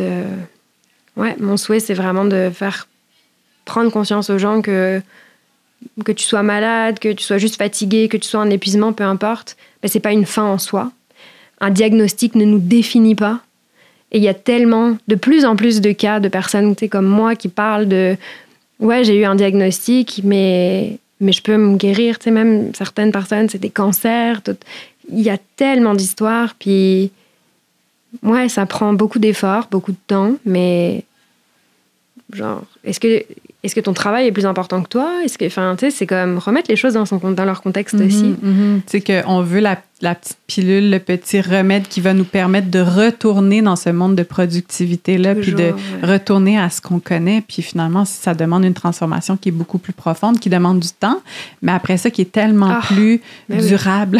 Tellement plus durable, tellement plus épanouissante, qui est pleine du coup d'opportunités, de rencontres, écoute, c'est hallucinant. Et puis, il y a aussi une grande partie... alors ça, ce serait toute une autre thématique, mais tu sais, il y a une grande partie en nous, chez les hommes comme chez les femmes, et de cette puissance féminine, créatrice, connectée à notre intuition. Et à partir du moment où tu connectes profondément à ça aussi, ça a une puissance guérisseuse énorme. Puis, pour réussir à toucher à ça, c'est encore une fois créer cet espace, réussir à prendre cet espace. Puis quand tu es constamment là, tu peux pas. Donc, tu perds le goût en toutes les choses que tu aimes. Donc, tu perds cette relation avec toi-même, en fait. Ouais. C'est souvent ça que je nomme, là.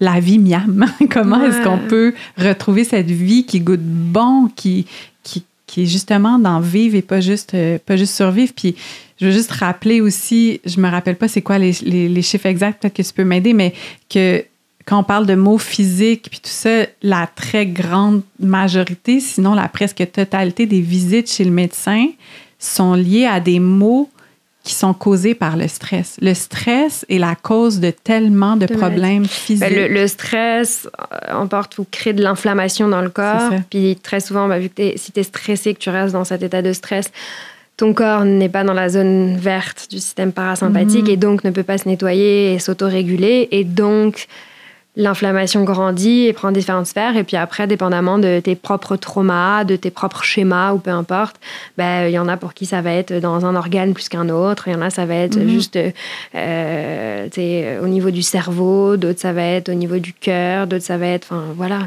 ça prend les formes que ça prend après. Là-dessus, il est à l'envers, mais « Dis-moi où tu as mal, je te dirai pourquoi » de Michel Odoul est fantastique parce que ça ouvre vraiment la perspective de « Oh my God !» Mon corps qui me dit que j'ai mal à tel endroit, si je l'écoute vraiment, ça en dit tellement plus. C'est notre corps, là, en tout cas, c'est merveilleux. C'est tellement plus puissant que nous. Puis, quand tu te connectes vraiment profondément à ça, en fait, tu te connais tellement bien que tu arrives aussi chez le docteur pour un autre problème ou quelque chose. Bien sûr que tu sais mieux que lui ce qui se passe.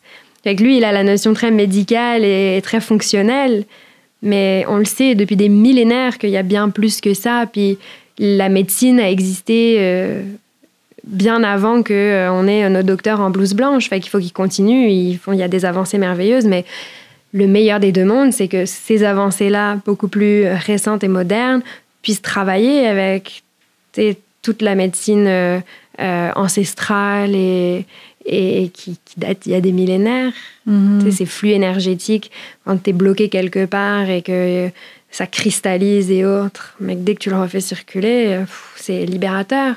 C'est au même titre que tu as une situation au travail, tu es complètement t'es comprimé, compressé, tu te sens genre vraiment restreint, mais finalement, dès que tu en parles, c'est genre « Ah, ça y est, ça fait du bien ». Au travail comme dans la vie perso, mais donc voilà, c'est ça, et l'expression de nos émotions et de nos mots. Je pense que c'est extrêmement important aussi dans, encore une fois, cette notion de reprendre de l'espace pour soi, reprendre le contrôle. Mais juste se rendre compte de la valeur qu'on a. Ouais. Puis de juste se demander pourquoi je pose les gestes, qu'est-ce que je priorise en ce moment dans ma vie.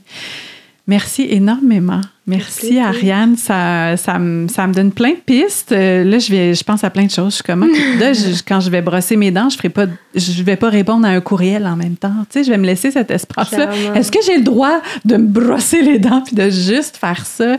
Ou est-ce que je peux m'offrir des espaces puis commencer à davantage respirer puis exister? Pense pour chaque action que tu prends, pense à quelque chose genre passif.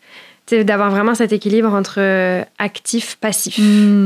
Fait qu'en 8 heures de temps où théoriquement tu es active, faut que tu arrives à le contrebalancer d'une certaine manière. OK. Donc, après cette conversation, si je vais aller à l'extérieur pendant 1h15... Mais ça n'a pas besoin d'être en durée. Tu sais, il y a des choses qui te font gagner du temps, entre guillemets. Par exemple, tu parlais de yoga nidra.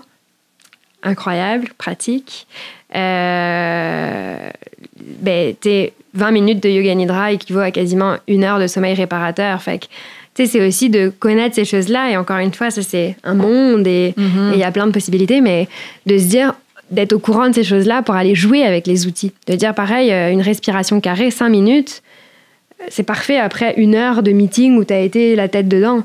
Fait que, tu sais, 5 minutes peuvent contrebalancer parfois 1 heure, mais si tu es vraiment présent à ça. Donc, c'est pas 1 heure, tu vois. Il y a 2 plein minutes de choses. De breathwork après avoir fait 20 minutes de travail. Puis, Donc, c'est ça, c'est cette notion de balance. Puis pour les gens, disons, là, qui ont besoin d'un grand résumé, là. Si tu avais moi, j'aime ça, puis je le fais souvent à la fin des épisodes, mais disons là, qu'on écoute tout ça, puis là, ça nous a allumé plein de choses. On a des prises de conscience, on est comme, OK, il y a des choses à adresser. Je veux changer certaines affaires.